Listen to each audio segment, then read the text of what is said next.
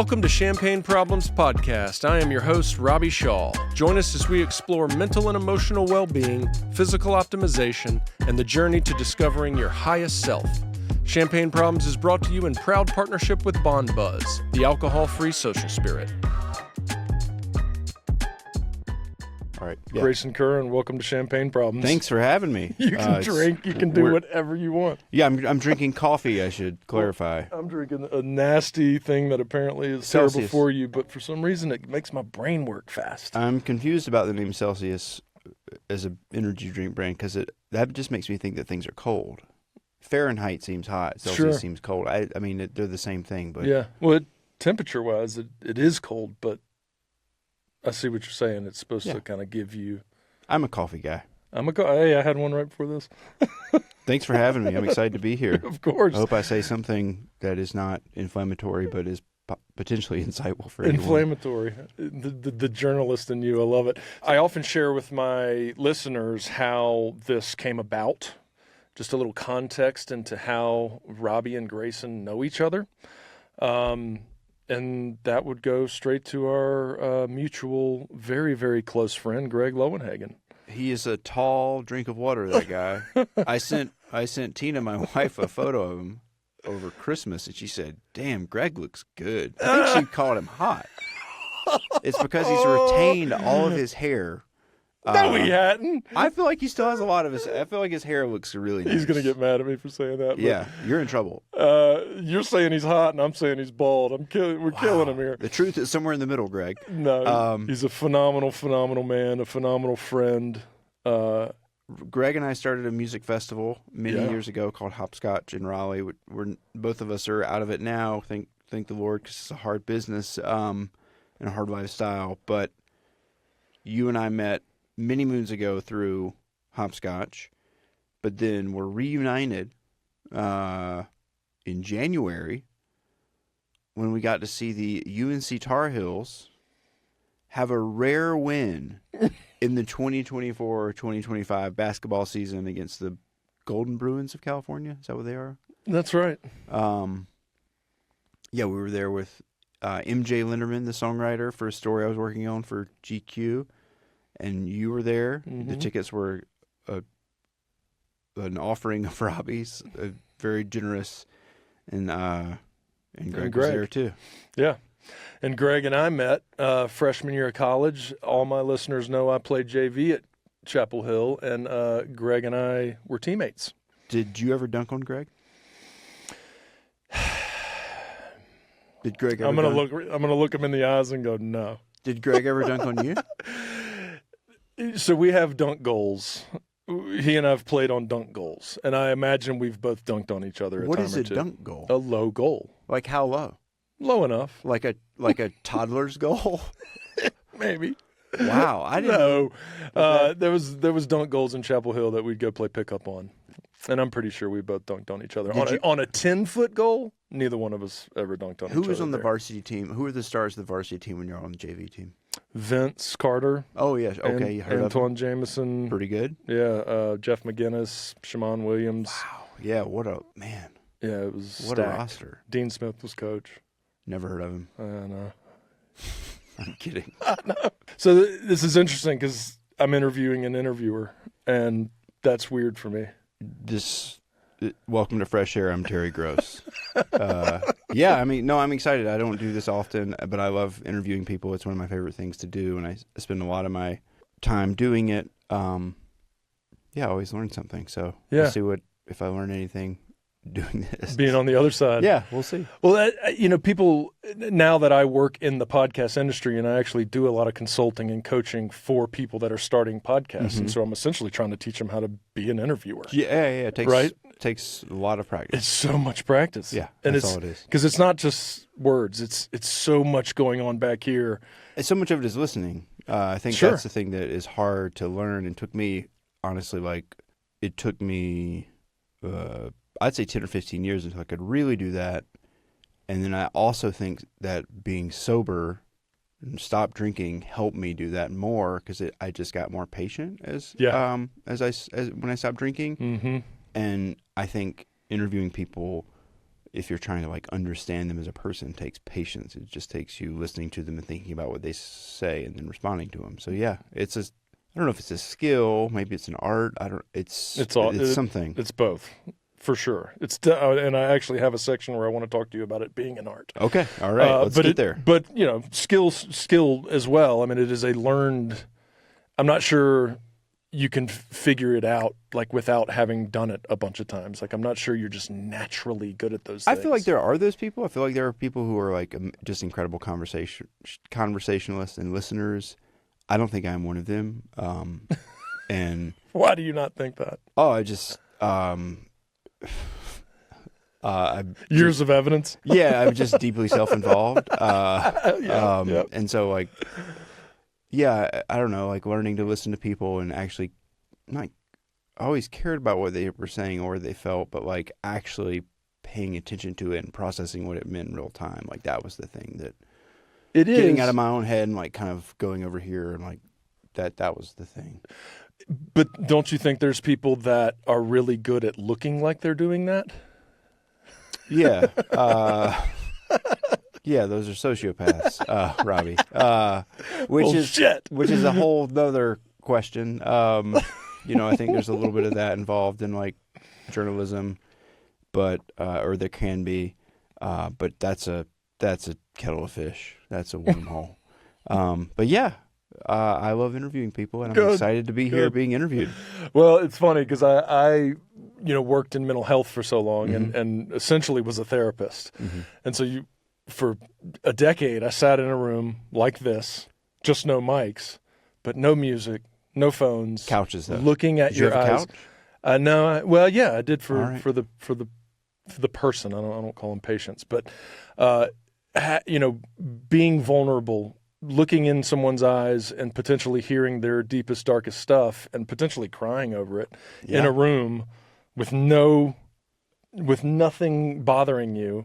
Translates very well to the interviewer skill. Yeah, it makes sense. Yeah, I mean, I think when in my job, specifically writing about music and like mostly profiling people, like when someone tells me during an interview that it feels like therapy, that's a sign that it's going well. Yeah. Because we've sort of stumbled upon, and it feels a little exploitative sometimes to think that way, but it does mean that we're kind of getting beyond like the surface sort of like music industry publicist wall. Right. It means we're getting somewhere different for them and for me and for the reader, which is kind of ultimately the goal, I think. Yeah. So. Cool. Let's do some rapid fire. Rapid fire. Yeah. Yeah. All right. Well, I'm pretty slow, so I'll try my best. You don't seem slow, but I'll take your word. First live music concert. First live music concert ever was I went to see Tammy Wynette at the Alabama Theater in Myrtle Beach, South Carolina with my grandmother and a busload of retirees, sort of those like bus tourism things they do for elderly folks. So I went there. You were just tagging along? Yeah, I made a sign that said, a handmade sign that said Cliviot Springs loves, which is where I'm from in North Carolina. Cliviot Springs loves Tammy Wynette. We sat behind the soundboard. Her sound person saw it, and I have Tammy Wynette's autograph that day from this show. On that sign? Yeah, on that sign. Sick. And Tammy Wynette, what a fox! What just incredible, and just one of the best singers ever, I think. And so that was like, I don't really think I knew much about Tammy Wynette. I was just going to a show with my grandma. How old was that? I don't know. I was single digits. No, I was probably 10. I think that was like I'm sure I'd seen live music at like a restaurant or something, like casual, like the worst kind of live music. I shouldn't say that out loud. But like the kind of live music that you don't intend to see is my least favorite kind of live music. Sometimes. But yeah, that was the first concert I've ever been to. The first one where I had like an awareness I was going to see something, and it was amazing. And it also like, I guess now that I'm thinking about it, kind of shaped like how I think about singers or stars or something, because there was an accessibility there because she signed a piece of paper. It was like, oh, she's a person. She's not just this thing on stage. She's a human being. Yeah, incredible. Cool. What gives you, and I realize this answer could change over time of life, but currently what gives you the highest natural high? My highest feeling at the moment, and yeah, it changes. I mean, we live in Colorado now, so like, you know, at one point, we started long distance hiking in 2019. Probably the highest I'd ever felt was finishing the Appalachian Trail. Sometimes the highest I ever feel is like now in Colorado, like summiting a mountain. But I would say like for the last several years consistently, I love to cook. And it's one of my favorite things ever. And it's, you know, kind of a later in life discovery as most of the good ones have tended to be.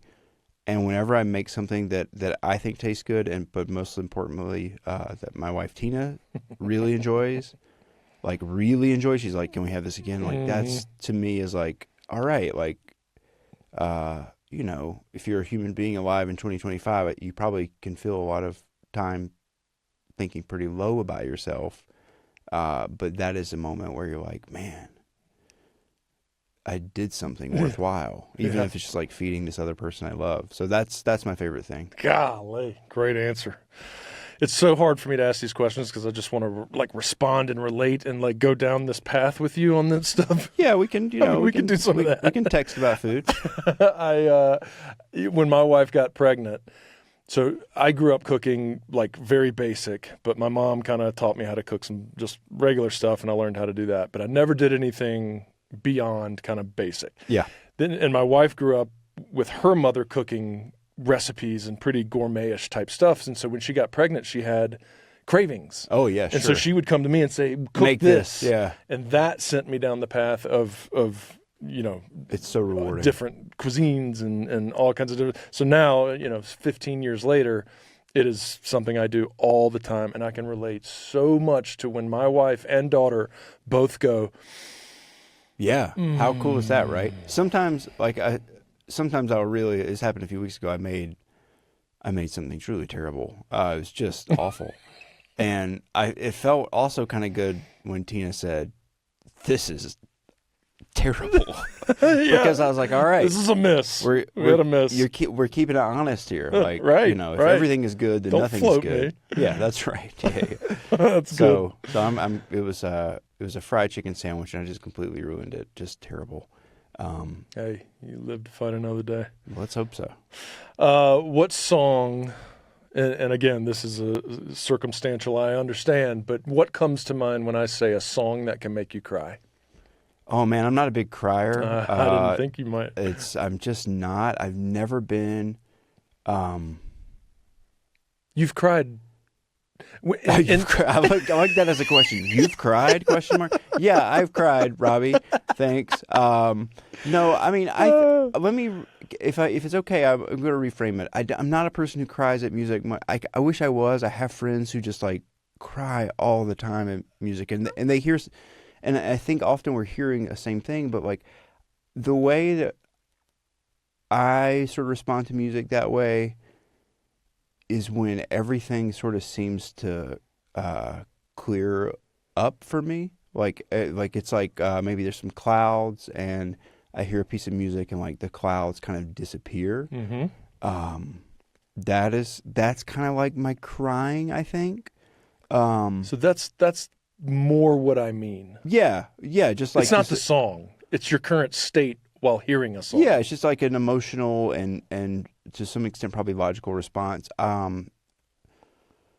friend of mine, it's actually an album. A friend of mine in this group chat referenced this album by this guy named Jim O'Rourke, who I think is like one of the true geniuses of modern music, and the album is called Insignificance, and I hadn't heard it in so long, and I put it on like early one morning before dawn, and just like I was feeling pretty stressed, and I had this office, and this sound setup is really nice, and that started playing, and it was like, holy shit, like everything's fine. Life feels better, and this music is perfect, and I'm not stressed anymore. So yeah, that, I mean, there are all kinds of things like that, things I go to in that way. You know, I think, Don't Do It, by the band, like the music, the live version is one of those songs that like when I hear it, I'm just like, this is the most perfect thing that a human being could do. So good. I love it. It's a great song. Ain't No Sunshine by Bill Withers, specifically the drum break, is like probably my favorite moment of music of all time. And I'm not even like a Bill Withers guy. Nothing wrong with Bill Withers guys, but like that moment of sound is just immaculate to me. Yeah, so those are a few. Cool. But yeah, I've never cried, not once in my life. It's funny. Somebody put up like a Facebook thing that was like, it was a similar question, and like that morning I had something occur really, really good at work, and I was just in this place that I just felt vulnerable, and I was like, you know, I don't cry a lot either, but a Goo Goo Dolls song came on. Which one was it? Iris. Hell, oh yeah, I mean, I fucking broke. And you cried? Broke in the car. You cried to it? Oh, That's yeah. amazing. Oh, Dude, yeah. Thinking about you crying to Iris is pretty incredible. It's actually. good, right? It's a wonderful song. It's a beautiful song. And yeah, I could see crying to that. If I had ever cried, I could. I could see. Yeah, I could see crying. You could make that up somehow in your head. Yeah. All right. So back to the cooking real quickly. Yeah. Birthday dinner, or ultimately just kind of favorite thing to sit down and eat. Wow. The thing I eat most in life is probably hummus. I probably eat too much hummus. Blue cheese dressing is also a favorite food. Like birthday dinner is sort of like this is kind of like the Last Supper question, I guess, too, in a way. Comfort food. A darker way to see it. Man, I was vegetarian for a long time. And I broke edge, so to speak, about 2 years ago. Something like that. Yeah, 2 years ago, 2022.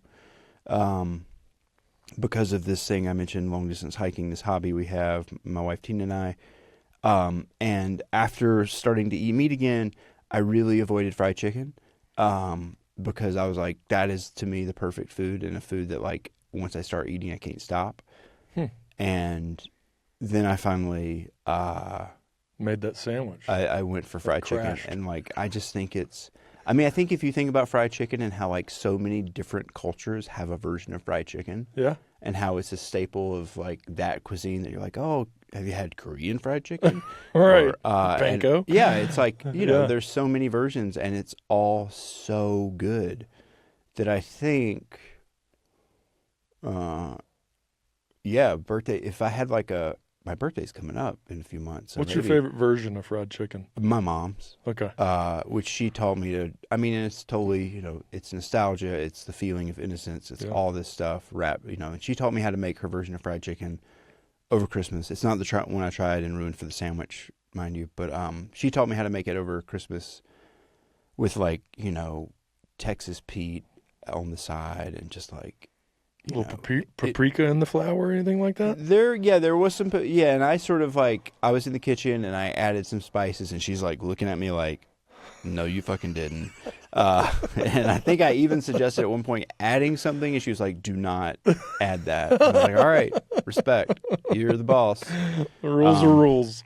Yeah, but it was perfect. I mean, it was, you know, and I'm sure that like if there were if Bobby Flay had like a fried chicken show, I mean, I don't think my mom would win it, but that doesn't really matter either, because it is to me, you know, like Mana, it's like the perfect food. So got it. Yeah, fried chicken. So this one, if you can, no explanation, no context, just bam. Oh boy! If you could know the answer to any question, what would you ask? Why does my body hurt so much? Perfect. Cool. Okay. First job out of college. First job out of college, I was sort of two. I think, well, that's a tough question for me. I'm sorry to add so much context all the time. No, I didn't. That wasn't because you do that. First job, no, it's fine, because I do. I don't know how to tell a story quickly. First thing out of college, when I started writing about music when I was 18, in college for the North Carolina State University Technician, go Duke. I started writing about music. That's coming up. For the paper, I wanted to meet Dave Matthews' guitarist, Tim Reynolds. So I sort of had this scheme. I interviewed him for the paper. So that was sort of my job all through college. And then I was also working at a record store in Raleigh, School Kids Records, And so both of those jobs kind of continued through college. And when I graduated, I immediately started working for the Independent Weekly, which is a still existent newspaper in the Triangle of North Carolina, an all-weekly paper. And I was also working at the record store. So both of my first jobs out of college were the same jobs I had in college. And the writing about music thing remains 23 years later the only job I've ever had, actually, which is insane and a blessing, but that's true. So, and the point of that question was obviously tracking backwards to what led you to where you are now professionally. So, great to know. Yeah. And I mean, I just came out of the gate and like out of college, but obviously you had a musical passion prior to that. A musical passion is a great way to put it. Yeah, people are always like, "What instrument do you play?" And I'm like, "The turntable," which is like a joke I'm tired of making at this point because I've made it so many times. But I cannot play an instrument. You know, the joke about if you can't be a musician or whatever, be a critic is totally correct. Not really. I mean, it's like I realized pretty early I didn't have any ability. I had very little ability in that regard. But I really deeply love music without ever crying to it.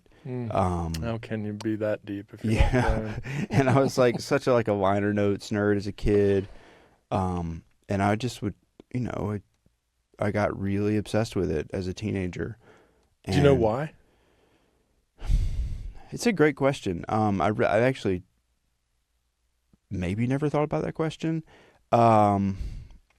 Yeah, that's the thing. In an interview, when someone says that's a great question, it means like, I think it means two things. A, they don't know the answer. Right. But B, like, how do we get here? So it's always fun when they say that. But I think it probably I grew up in the rural South, kind of like farm, and I had this like one vague friend in high school who was into like Morrissey and the Smiths, and he was like the weird music guy, and I was kind of like the other weird music guy because I was obsessed with the Dave Matthews Band, and like that was sort of as far out as the music experience where I grew up went. And I think it was because what it was for me is like this sort of draw to the idea that the world was like bigger than my setting, which I loved where I was from. But I loved the sense that like the world was kind of like infinite. And that's honestly like one of the things I still love the most about music, and that still excites me about music, is that like I could sit around and listen to records all day, every day, and still not ever scratch the surface of like what the totality of music all there is. Yeah. And so, maybe that's it. I don't know. I'm going to think more about that, like why that was so exciting to me, but it really was. I have a T-shirt that I still wear that says Carter Beaufort for president. Yeah. I was a drummer, so I think he's the most brilliant person that walks the planet. I mean, he's so sweet, and he's got that he's got the permagrin, and the gloves. The gloves, man. Yeah. Oh yeah, the gloves. That's when you reference Carter Beaufort's gloves, that means your knowledge is deep. I love that music so much. I mean, that music was everything to me as a teenager. That's great. All right, so let's go. Let's see. We could go down so many different paths, but I definitely want to go on to some of your journey. Sure. I love that you gave me some context as to how and why you entered the music world. But there was one thing that caught me before we entered that was if you can't be a musician, be a critic. I've read a lot of your work, and I know that a lot of it is around journalism, around musicians and music and bands and that kind of stuff. But is it more? It's less critical, right? That's a great point. Maybe you started in critiquing. I think so, because like criticism. I mean, criticism is like I have so many really close friends who are really good critics, who can like see something, they can see a piece of art and they see the entire world through it. And I think probably when I was a younger person young person, I fancied myself that way a little bit, and but I'm just not good. I'm not that good at it. And I think like I've sort of realized that as I've aged, and like the thing, and it's also not what excites me as a writer, or as a person who likes to interview people. What excites me the most is what we're doing here, but reversed. I really like to spend a lot of time with them and their parents and their friends, and like try to figure out who this person is and like what makes them tick. And so much of it has to do with the things we're talking about here, is like, where it all started. I mean, I think like you can tell so much about an artist's journey from where it began, and sort of like the experiences that shaped them. And yeah, so that's not criticism. I mean, there's some criticism involved in it. Like there's like a bit of that, and like the language, some of the language is the same. But yeah, that doesn't excite me as much. And I also, I really think part of that too is not drinking, and realizing that about myself, and like being more patient and maybe more empathetic, or a better listener. I do think that those things started to change kind of around the same time. Just like kind of slowing down and shutting up and listening. That happened to a greater extent after I stopped drinking, I would say. Not to sort of like hallmark transition it or whatever, but I do think that that's probably true. Probably. I became less judgmental, frankly. I mean, that's the easiest way to say it. Well, yeah. Yeah. Or less of an asshole. You started to love yourself more. I don't know if that's true. No? Yeah, I mean, I don't know. Drinking made me hate myself. Yeah. Deep down. It's funny. I mean, I was talking to Tina about it this morning while we were skiing in Colorado, and I think the thing I've realized, in part, as I thought about doing this, this conversation, is like, why does sobriety matter to me, or why does like not drinking specifically matter to me? And I think the thing that I realized about it is it made me. I don't think that drinking necessarily is a fault, but I do think that when I stopped drinking, I was able to sort of address the faults I had and like stare them down. Mm-hmm. And I think that drinking can become a fault if like you stop examining your life because you're fucked up all the time. Mm-hmm. And I never had like a severe problem or anything, or it was never, I come from a long line of alcoholics, so I kind of saw the writing on the wall, but I never got there myself, but I could sort of see it on the other side of the cliff or something. But I do think that letting go of that allowed me to examine myself a little bit more and like make some changes that are, I'm a human being. So like those changes are still happening and are still in process. But I think that doing that changed my relationship to work and the people around me, and sort of how I thought about them and how I wanted to like tell their stories, if that makes sense. It makes perfect sense. And I didn't mean to push. No, it's cool. My experience on you. My drinking definitely got to a more problematic place. But, I mean, that is just consequences of drinking, whereas the consistent behavior of drinking absolutely prohibited my growth. Yeah, we're talking about the same thing. Yeah, and when you said maybe you started to love yourself. Yeah, that's just just like I remain somewhat cynical and pessimistic. So I understood. Let's have a good cry. No, well, I mean, I don't think they in this recording studio in Boulder, I don't think they have Iris by the Goo Goo Dolls. So unfortunately, we're out of luck. No chance of crying. We are in Denver, by the way. How about Boulder? Hey man, Boulder. All right, big difference. Very, very different. Everyone's in spandex. Lycra. I think it's called Lycra. Well, let's go to. Let's dive deeper into how your professional or your relationship to your profession evolved as you removed alcohol. Let's see. I started waking up earlier, more consistently, and the morning is a great time to write. Can I ask one more quick thing to throw in there? When did you stop drinking? Yeah, so I stopped drinking in November of 2022. So I guess an important bit of context here. Is that my wife Tina and I are through hikers. We're long distance hikers. So we've done since 2019, the Appalachian Trail, we've done 11,000 miles of these, a devoted system of trails in the country. We've hiked more than that, but that's sort of of those trails combined. And it's surprising to some people and not surprising to others, but that culture, through hiking culture, kind of has a binge drinking problem, I think. So you're in the woods for 5 days, you get to a little town in, Hot Springs, North Carolina, or Bishop, California, or whatever, and you get fucked up. As a reward or in the middle of a hike? When you get to town.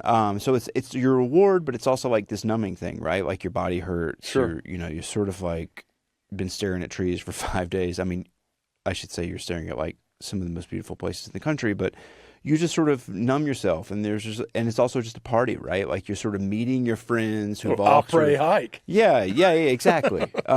So and you go pretty hard, and you pack beers out, and and so Tina and I were in between trails. We were living in South Dakota in a national park. She has a job as a park ranger, and we were in South Dakota. It was the Black Hills of South Dakota are probably my favorite place in the country. And we were surrounded by these young park rangers. And so we were living in our van in this park. I sound like such a hippie, which is true probably. But I would drink 2 or 3 strong, really strong tall boys every night, these IPAs. And, again, I could see the writing on the wall. I could see sort of where this was headed. And I wasn't in a bad place, but I could see where it was headed, knowing my family history, knowing my own personality. I was like, I need to stop this because it's not going to end well if I keep doing this. So we went on one of these hikes, and as an experiment, it's the Arizona Trail, which is 800 miles from the Arizona-Utah border to the Mexican border. Basically, as an experiment, so I could write about it, frankly, I said, I'm not going to drink on this trail that's a month. Pretty much a little more than a month, and I didn't. And I thought it was going to be terrible. And probably a week and a half into it, I was like, why do people drink? This is incredible. My body felt, part of that is your body hurts. My body felt really good comparatively, despite abusing it every day with hiking. My brain felt good. I don't really think that sometimes on these trails, you're in a close quarters, you spend all day with your partner, you sleep in a tent, you're dirty, you're grumpy, you're tired. I don't really remember a fight from that trail. I could just sort of see, my attitude changing. And we got off that trail. I was like, I'm going to maybe not drink again. And no kidding, a week later, the van that we were living in got broken into. It was an awful experience. And I was like, I kind of want to have a big tall boy right now. But instead, I just ate a pint of ice cream every night for about a week, which was fantastic. Eventually decided I should probably stop that. And then we went on a cruise that we'd previously scheduled and purchased this unlimited alcohol pass on. So at every port they would have to restock the non-alcoholic beers. And that was 2.5 years ago, pretty much. And do I miss the sensation of drinking a beer or of being 2 beer buzzed? Absolutely. Yeah. Do I miss anything else about it? Fuck no. And to your question, how has it changed my professional life specifically? I think it's it's given me more energy. It's made me be able to hold more things in my head at the same time.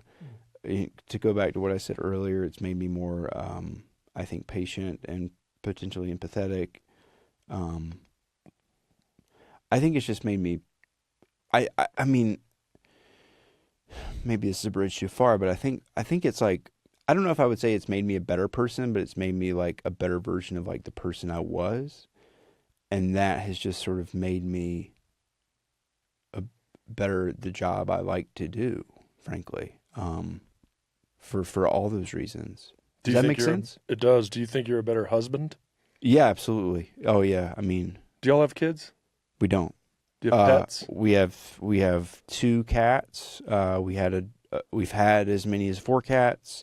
Long story there, and a dog. And are you a better friend? I don't know. I don't think I'm a very great friend, frankly. I don't think that's like my strong point in life. I don't think it ever has been. But I'd think, if the most important friendship is like your relationship with your partner, then yes, I am a better friend in that way, a better spouse.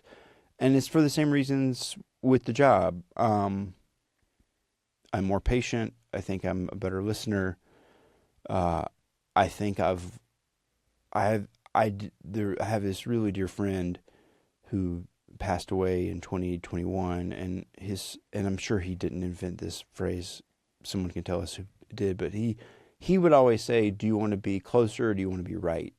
And I think that. Do you want to be closer? Yeah. Do you want to be closer or do you want to be right? Do you want to win this argument? Got it. Or do you want to like put that aside and be closer as people? Closer. And got it.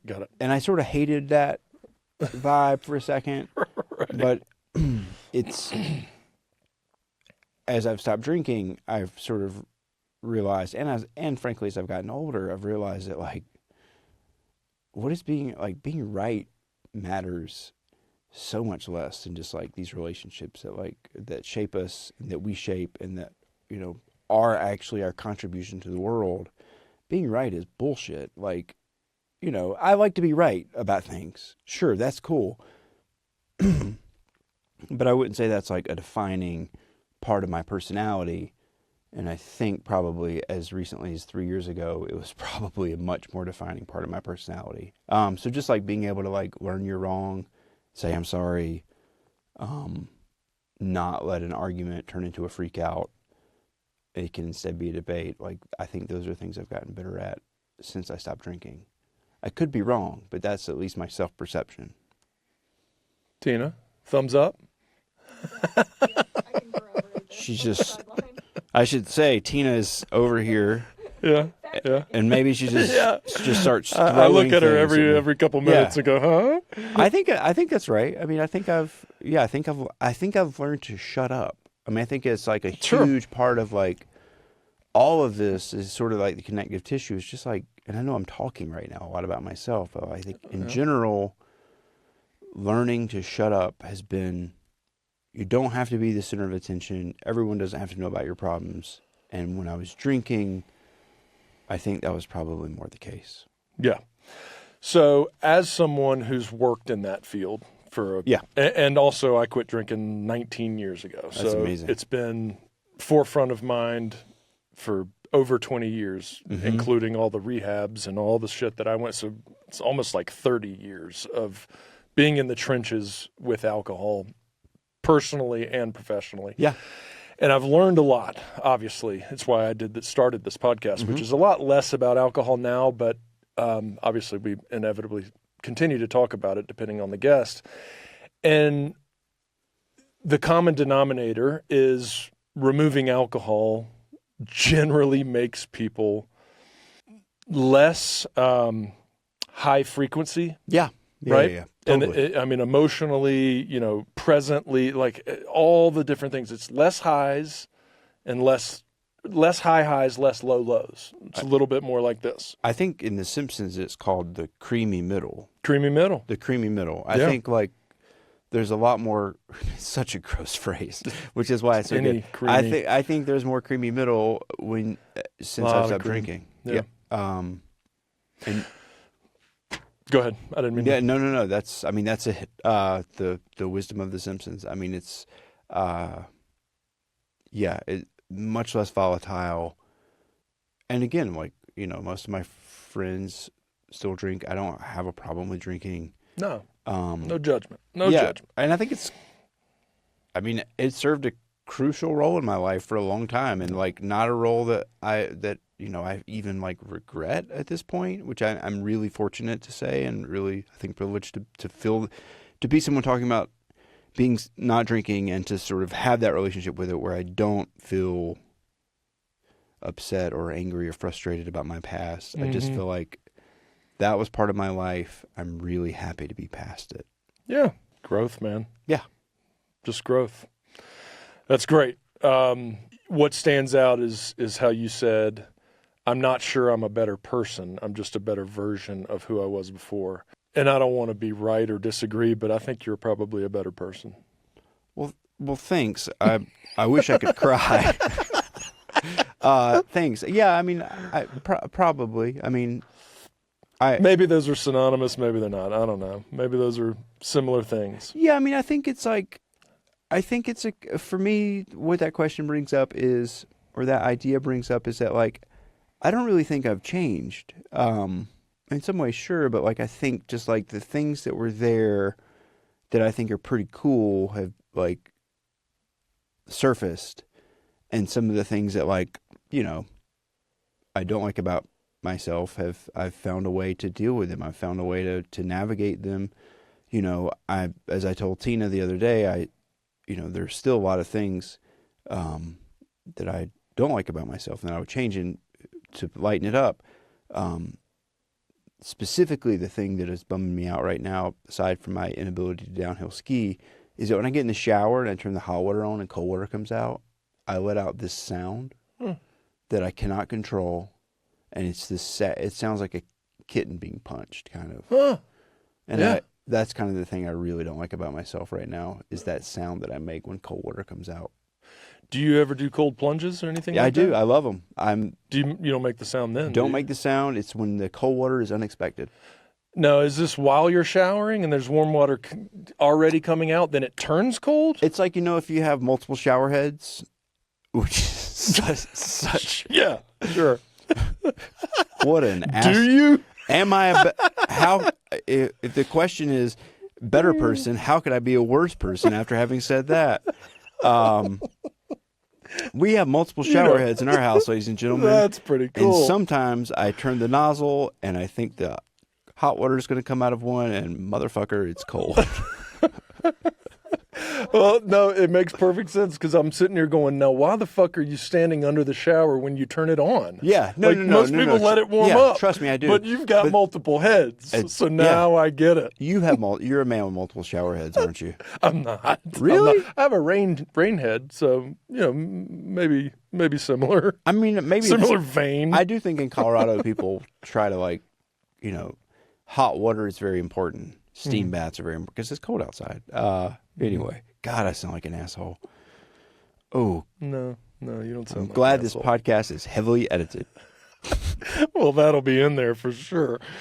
All right, so let's do a couple more things. And you help me decide on what you want to do here, because I love the topic of, and this may be right in line with the changes you've made around drinking and the things that have occurred as a result, but I love the topic of midlife. Oh, yeah. And I'd never throw the word crisis in there, although it fits frequently. But I like awakening, and not everybody has an awakening during midlife, but I do think I have. And so I really enjoy the conversation around mid-40s and what happens in the head. I'm in my early 40s, Robbie, despite the fact that I look like I'm 50. 30s. No, yeah. Yeah, I mean, it's interesting. I mean, I thought about this a lot. Let's see, 2017, 8 years ago, Tina and I sold our house in Raleigh, North Carolina. We moved into a van. lived in a van for a year and a half, bought a house in Western North Carolina. We lived there for 4 years or so, but for most of that time we were like, or at least like half the time we were doing these hikes. Then lived in a van again, lived in a national park that I mentioned. Like, we've done so many, like, since leaving North Carolina, frankly, like, or leaving Raleigh specifically. We've had all these amazing experiences, and those started when I was 34, which would seem early for a midlife crisis or awakening, and I don't think it was that. And in the last few... as that was happening, I was like, I'm probably not going to have what's called a midlife crisis. I felt that too. Because I've been doing all these things, and they're amazing, and it's like more than I could have ever imagined with my life, like to do all this stuff. What a blessing. And yeah, you're laughing because like, yeah, it's tough shit. You still like sit at your office desk someday and you're like, man, I've never done anything with my life. And, you can really get in your feelings about that stuff. And that's still, like, I've done more with my life in the last 7 years than I expected to ever do with it at all. And I think probably more than a lot of people have the privilege and luxury and luck to do. And you can still feel like it's not enough. There are a million ways to combat that, right? And, people have affairs, people buy fancy cars, people get really into MJ Linderman records. There are myriad ways to do it. My dad bought a lot of Mustangs. I remember when I was a child, for some reason, I just got so weird. He had all these Mustangs, not horses, but cars. And for me, my hope for that, for dealing with that, and my inclination for that is to just learn things. And some of that is complete failure, or some of it is in like downhill skiing, which I'm trying to learn right now. Complete failure so far. But the quest, like if you have the problem with a midlife crisis or awakening or whatever it is you're recognizing, of course, that your time on this earth is finite and that your body and mind are slowly failing. And that like, you're like, oh my God, I'm running out of, the shot clock is running out. Yeah. It's getting real. Yeah. And so like, what can you lean into? Like you can lean into the fact that like you can learn to do new things and through that have new experiences. And that is kind of the crux, I think, of this problem, which is that you're a little worried that the clock is going to run out. And of course it's going to run out unless you're Mick Jagger, who is a lizard and will live forever. But for the rest of us, we're going to die. And I think the only way to sort of feel that like ever widening void is by trying to learn and do new things. And like I'm also a person who sits at my desk and writes for a lot of hours a day, and I know that like I could be doing something outside or learning a new language or whatever, or learning an instrument or whatever, but I do think there's like trying to do the thing you love to do in a new way is also part of that as well. Like, how can you refine the thing that you've, like, just because you reach this sort of midlife point, like, don't throw the baby out with the bathwater. Like, how do you refine the thing that you've been doing and find a new way to do it that gives you a different sort of joy and satisfaction? And so I think like trying to hold those two thoughts at the same time has been like probably a big thing for me, like the last 2 or 3 years, just like thinking about how can I do new things, but also how can I get better and happier doing the thing that like I really like to do. Mm-hmm. Does that make sense? It does. So I don't know if that's a crisis or an awakening or that's some combination of those two things, I think. Well, you nailed it in when you started speaking about the realization that life is on call it the second half, whatever you want to call it. That is a scary feeling when whatever happens, external, internal, makes you aware of that. for me, it's like back pain to the degree that I can't play basketball anymore. It's like I've played basketball for 30-something years, and now I can't. What does that mean? That means I am an age, and for the rest of my life, something that's been very deep, deep passion for me is not a part of it anymore. That's right. Yeah. That is an intervention that can create the crisis. It can create grief. It can create fear. And then on the other side of that, if you're reacting healthily to it, if you're not drinking it away like so many, then you're open to the growth that you just explained. Yeah, and I mean, I think it's important to be real that like that growth is that's an idealized thing, right? Like it's not something that is easy or that you're always going to be good at. You're going to fail, and you're still going to feel. In my experience, existential or sad or, like aware that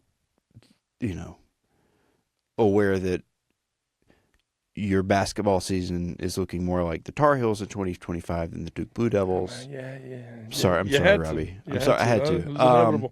You can't be Cooper Flagg forever is what I'm trying to say. God, who would want to be? Sometimes you're just Armando Baycott. My God, you're going to eat those fucking words. I'm really getting in the weeds here.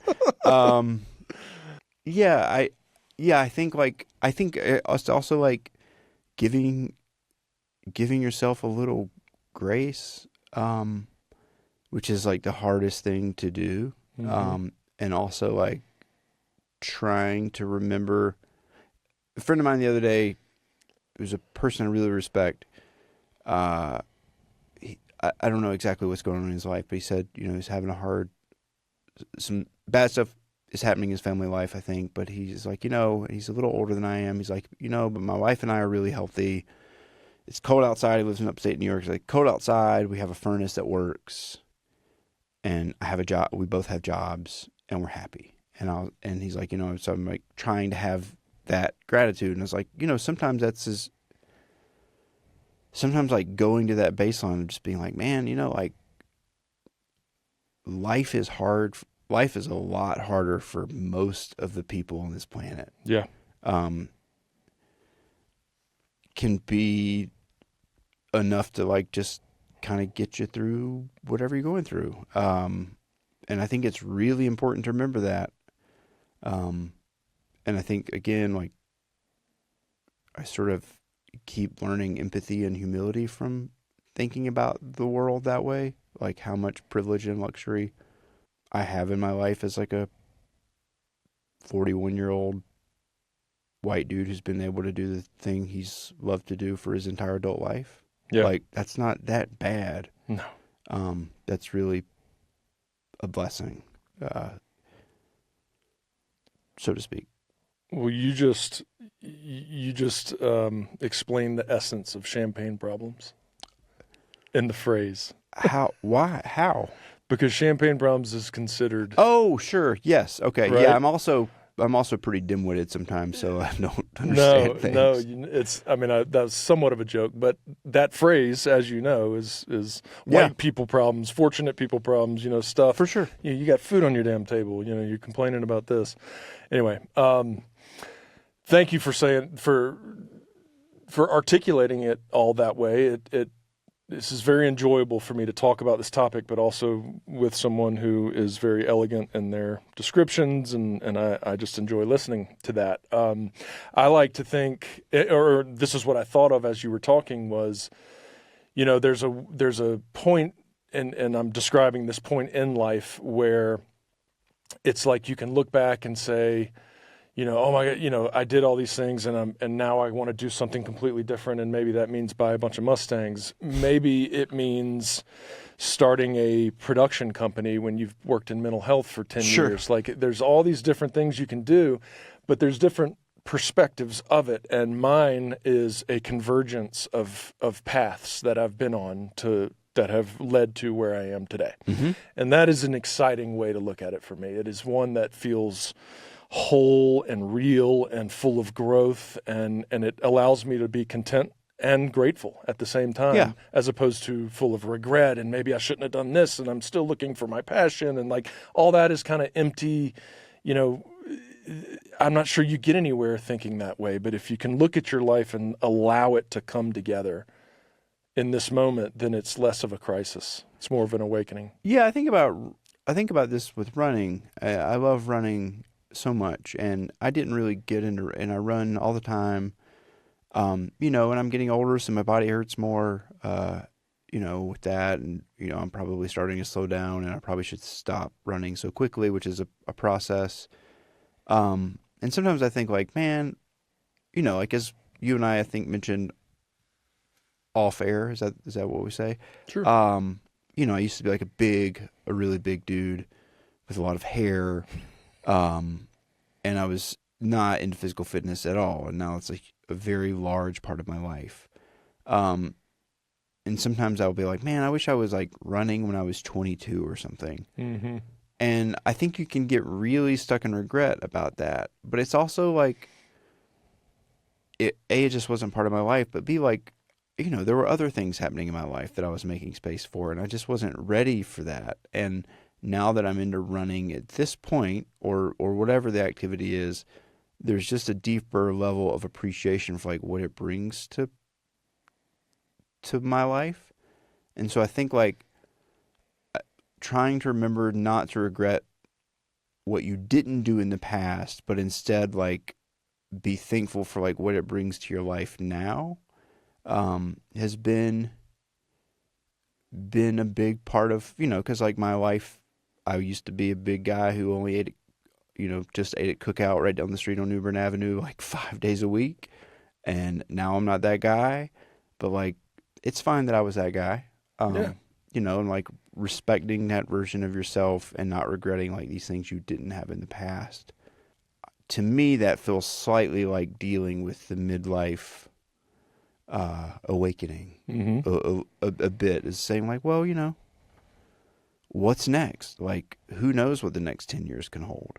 I certainly have no idea. Yeah. Well, Grayson, is that too much? Like it or not, you're a unique individual. And I know you don't like to hear that, but I'm going to say it anyway. Thanks, Robbie. You too.